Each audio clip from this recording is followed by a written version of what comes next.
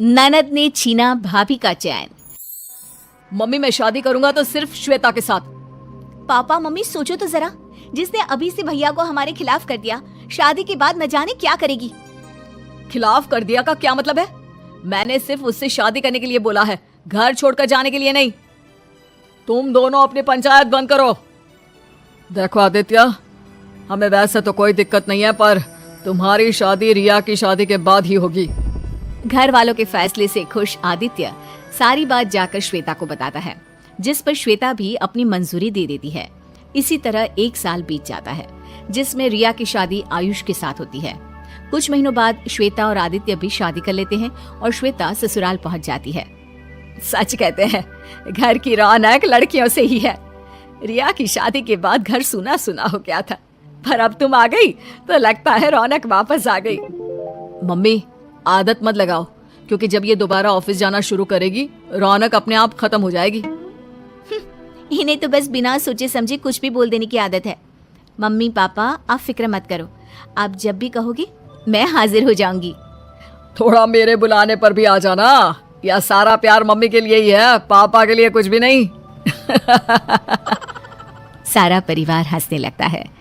इसी हंसी खुशी में दिन बीतने लगते हैं, जिसमें धीरे धीरे कुछ बातें श्वेता ससुराल वालों से, कुछ नए तौर तरीके ससुराल वाले बहू से सीखने लगते हैं, जिससे उनके बीच एक दूसरे की सोच को लेकर इज्जत और समझ बढ़ती है। समय बीतता है। एक शाम परिवार साथ बैठकर बातें कर रहा होता है, तभी घर की घंटी बजती है। दरवाजा खोलने पर रिया और आयुष को सामने खड़ा देख सब हैरान हो जाते हैं। रिया, जमाई जी, आप दोनों रात के इस समय यहाँ कैसे? सब ठीक तो है ना? अरे इन्हें शांति से बैठने तो दो, आते ही सवालों की बारिश शुरू कर दी। वो घर में दोनों भाइयों के बीच लड़ाई हो गई।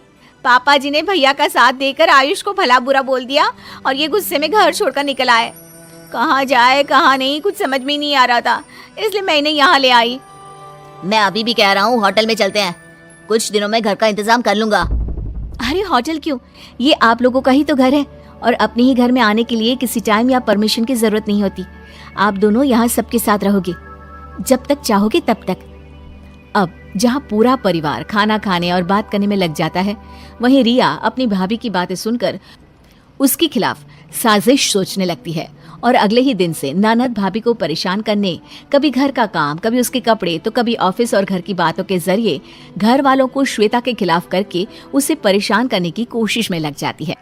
मम्मी, भाभी सुबह की गई रात को वापस आती है और सारा काम आपको अकेले करना पड़ता है। आप कुछ भी नहीं बोलते उसे, ये तो सही नहीं है। आपको उन पर कुछ तो सख्ती रखनी चाहिए। तेरी भाभी बहुत समझदार है, वह घर और ऑफिस अच्छे से संभालती है।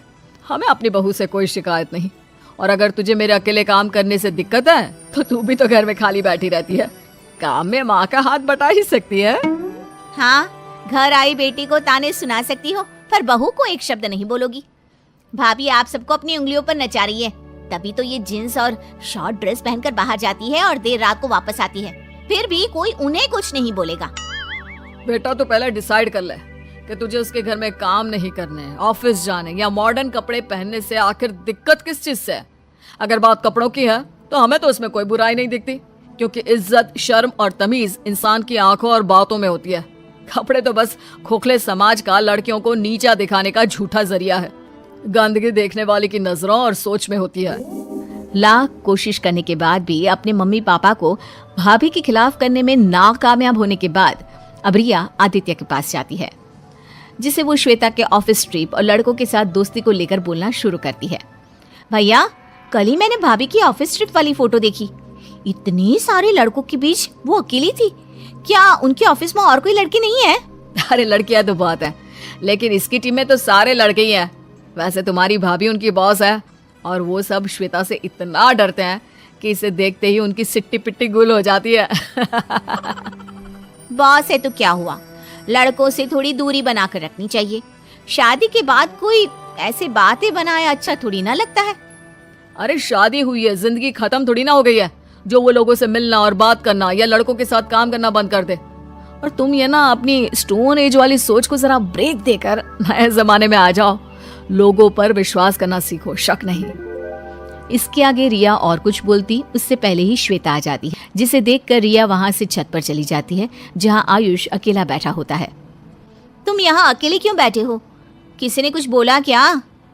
अभी तक तो नहीं, लेकिन अगर तुम्हारी हरकतें इसी तरह चलती रही तो कुछ बोलने में देर भी नहीं रहेगी। अरे क्यों हाथ धोकर भाभी के पीछे पड़ी हो? आखिर उन्होंने तुम्हारा क्या बिगाड़ा है? वो हम दोनों की इतनी फिक्र और इज्जत करती है और तुम उनकी लाइफ खराब करने की कोशिश करती रहती हो। अच्छा, तब तुम भी भाभी पुराण गाने लगे। सुनो, कोई प्यार व्यार नहीं है, सब नाटक है, जिससे पूरा घर उनके इशारों पर नाचे और वो अपनी मन मर्जी का काम करती रहे। उनकी इसी अच्छी बहू वाले नाटक की वजह से अब घर में कोई भी मुझे पसंद नहीं करता और पूरा समय श्वेता श्वेता करते रहते हैं। रिया और आयुष की ये बातें चल रही होती है, जिन्हें जीने पर खड़ी श्वेता सुन लेती है और सीधा आदित्य के पास जाती है, जो सास ससुर के साथ बैठा होता है। आपने मुझे बताया क्यों नहीं कि रिया मुझे पसंद नहीं करती? उसे लगता है कि मैं अच्छा बनने का नाटक कर रही हूँ, जिससे घर में उसकी जगह ले पाऊँ। मैंने तो कभी ऐसा सोचा भी नहीं और वो इस बात पर मुझसे नफरत करती है। ससुर अपनी बेटी और दामाद को भी वहां बुलाते हैं। अब सारे घर वाले एक जगह इकट्ठा हो जाते हैं। अब सास, ससुर और आदित्य मिलकर रिया को समझाने लगते हैं। तुम्हें ऐसा कैसे लग सकता है कि हम तुम्हें पसंद नहीं करते या श्वेता तुम्हारी जगह लेना चाहती है? बेटी, वो तो हम सबके बीच अपनी जगह बनाना चाहती है, किसी की जगह छीनना नहीं।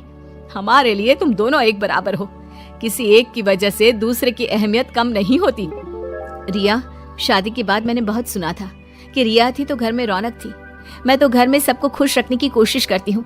अगर इससे तुम्हें ऐसा लगा कि मैं तुम्हारी पहचान छीन रही हूँ तो आई एम रियली सॉरी। मेरा ऐसा कोई इरादा ना था, ना कभी होगा। माँ भाभी के साथ बाकी घर वालों की बातें सुन रिया को अपनी गलती का एहसास होता है और वो भी श्वेता से माफी मांगती है, जिसके अगले ही दिन आयुष और रिया दूसरे घर में शिफ्ट हो जाते हैं और सब पहले की तरह खुशी खुशी रहने लगते हैं।